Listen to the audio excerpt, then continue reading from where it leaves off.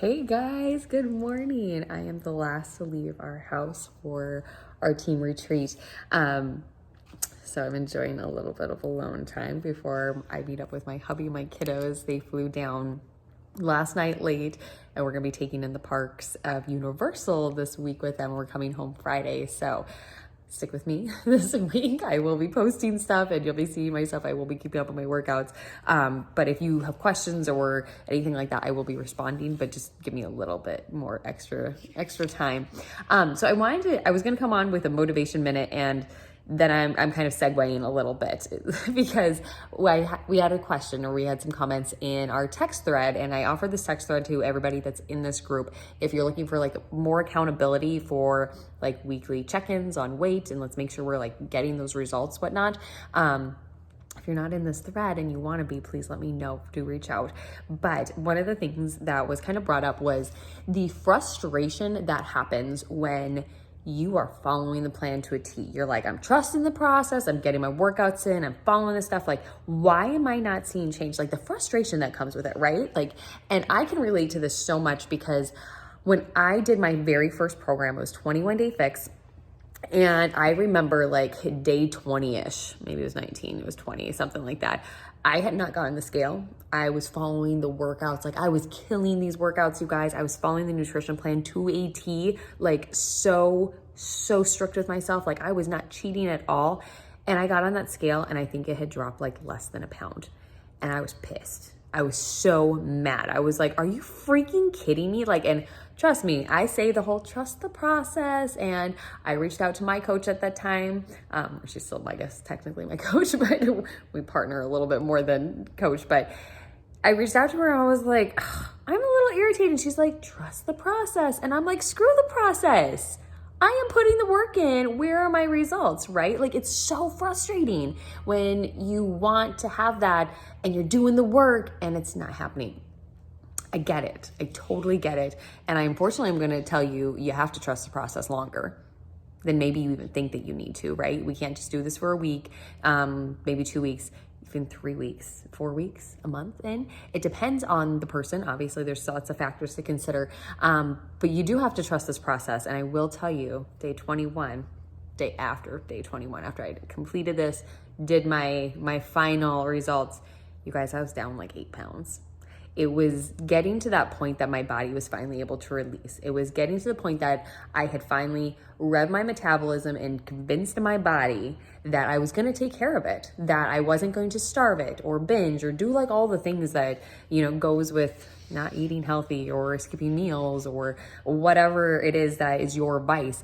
Not drinking enough water, like that makes a huge difference.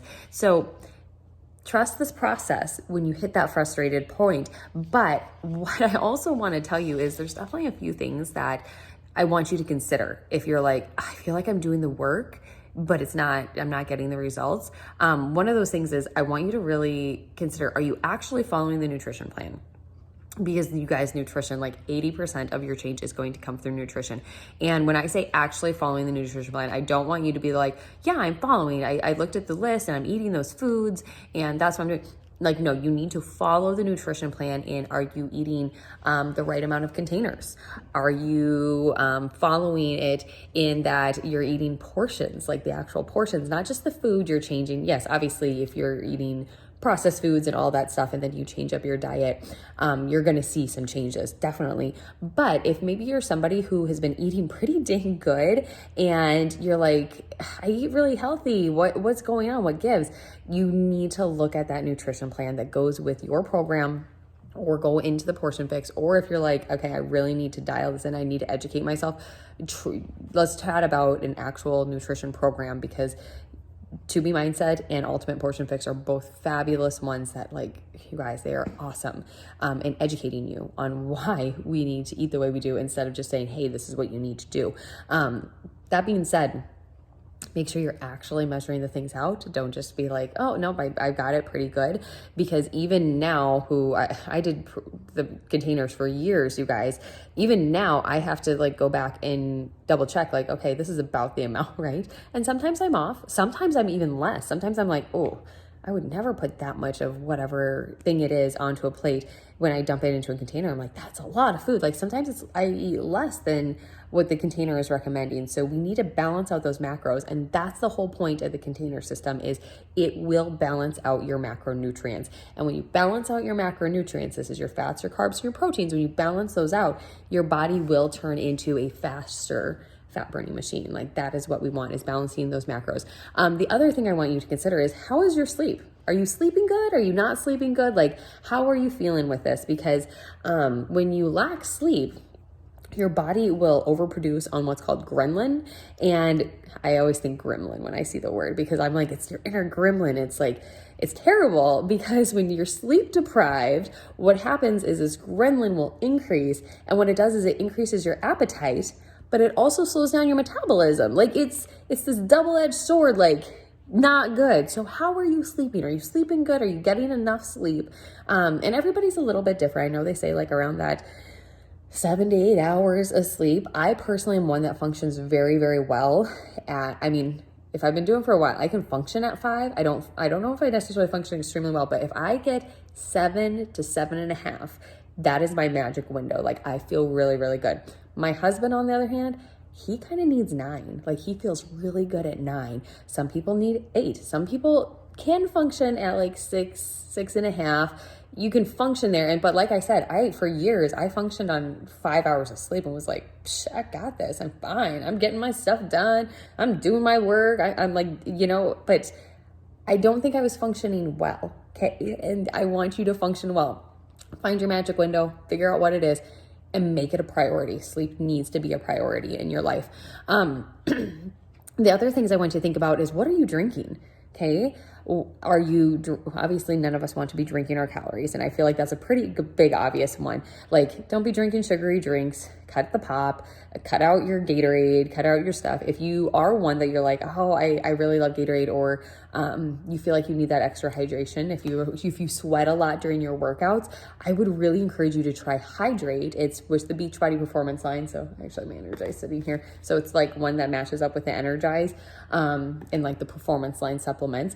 It's called Hydrate. It is a very low sugar, like electrolyte replacement, like a Gatorade or Powerade, something along those lines, but so much better for you. So if you sweat a lot and you need that electrolyte replacement, you should be taking something like that. Like you really should be. But Gatorade and Powerade, you guys, has like one serving of it is more than sugar than what's recommended for your daily allotment. So don't be drinking that crap. Okay. Get yourself some Hydrate. If you're questioning like, okay, I don't know what to get, let me know. I will help you out with that.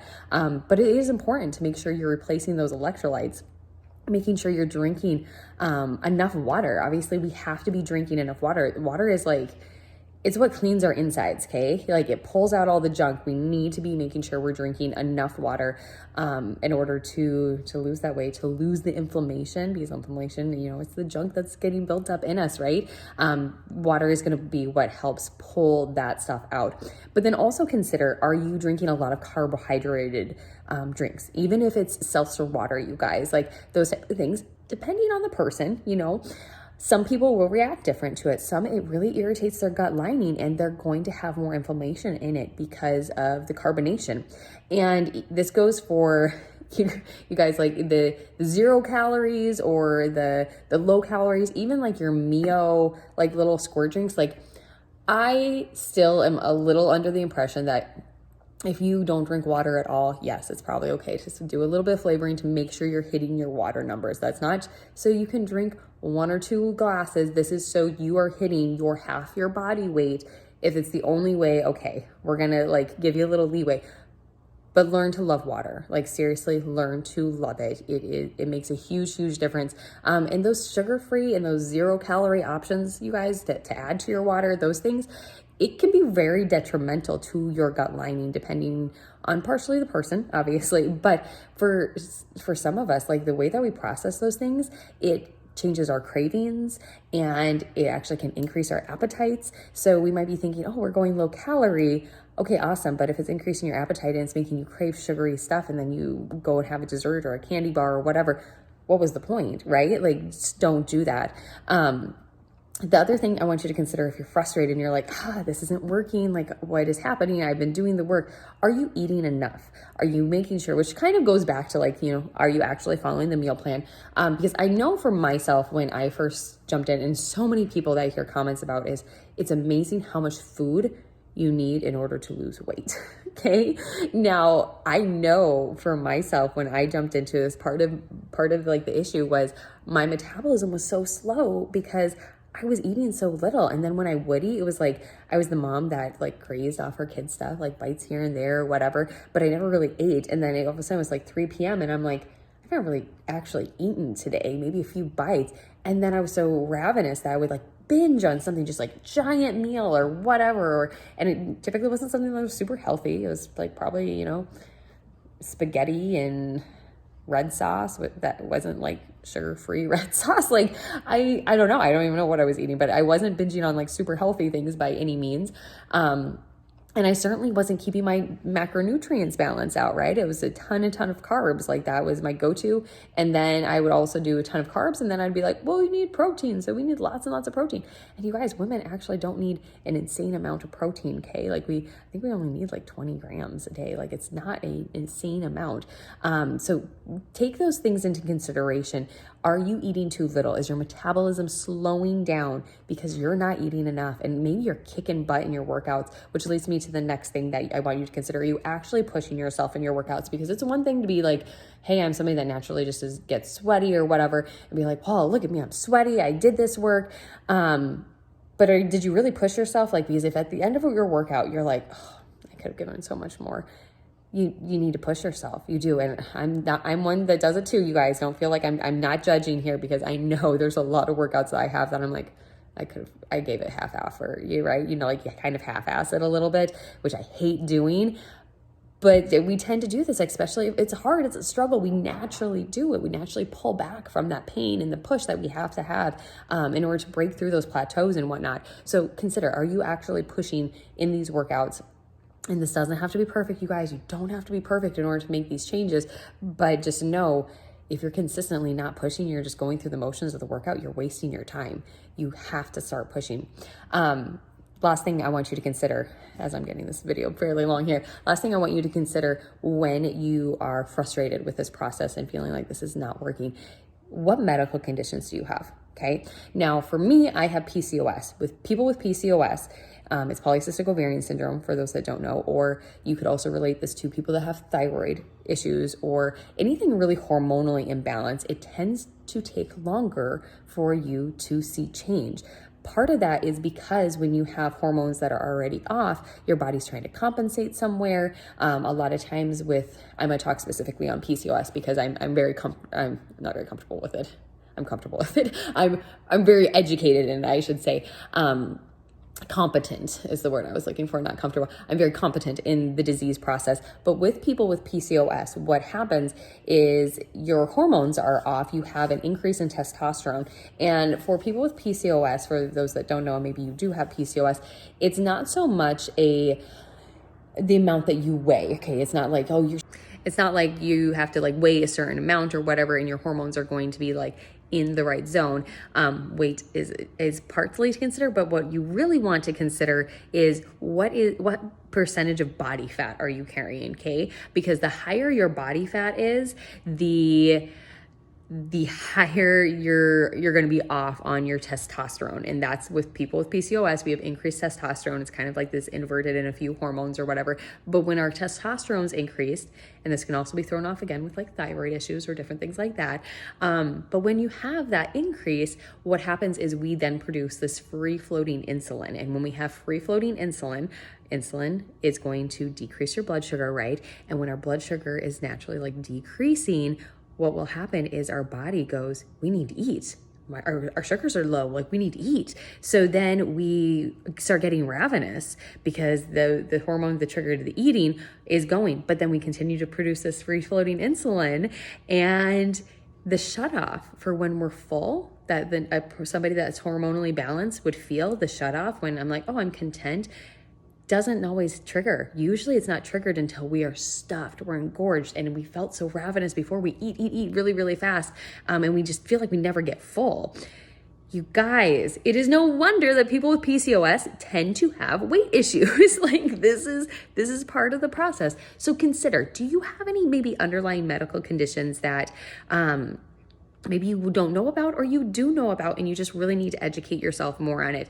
And I will be the first to say, as a nurse and in the medical community and everything, sometimes things tend to be very medicalized. And for me, my doctor just wanted to put me on birth control and just be done with it. I never got education on diet, nutrition, none of that stuff. I had to advocate for myself. I went and got a second opinion that my OB, he wanted to put me on birth control because of my PCOS. And I'm like, I'm a crazy person on birth control. No, I will not go on it. And he didn't give me another solution. He was like, oh, okay, I guess if you're refusing, like he didn't give me any other option for what I can do to naturally help myself. So I did go see a family practice doctor who practices, we also do natural family planning, but he practiced the Creighton model, and he was very blunt with me when we were having fertility issues on you have to lose weight. And I'm like, I don't feel like I need to lose weight. And like he was very upfront with me. And then the more and more reading I learned about this particular disease process, I'm like, there is so much, you guys. And obviously everybody has a different degree of, especially these autoimmune diseases. But if you know of what you have, if you know, hey, I've been told this, or they think maybe my thyroid's off, or sorry, I'm just giving you guys a couple of things. There's so many other things, whether it's pre-diabetic, like so many other things to consider. But if you have a medical condition, a lot of times it's going to be frustrating because it might take you longer. You have to trust this process. You have to stick with it, because I guarantee you quit, you stop, you just decide this isn't worth it. Nothing's going to change. Nothing will change if you do not stick it out. And you guys, eating healthy and exercise, we know it works. It's just a matter of putting the effort in to make sure that you are being consistent with your effort, showing up for yourself every day, and figuring out how to tweak it to make it for you. Okay. This got way longer than I planned, but I hope you guys are having a fabulous day. I hope you really go back and rewatch this if you're like, okay, I need to consider some of these things. Take a few notes. And if you have questions, or you're like, okay, Sindel, I think this is what's going on, please reach out to me and go, okay, how can I help you come up with a better way to make this work for you? So, okay, peace out. I hope you guys have a fabulous day.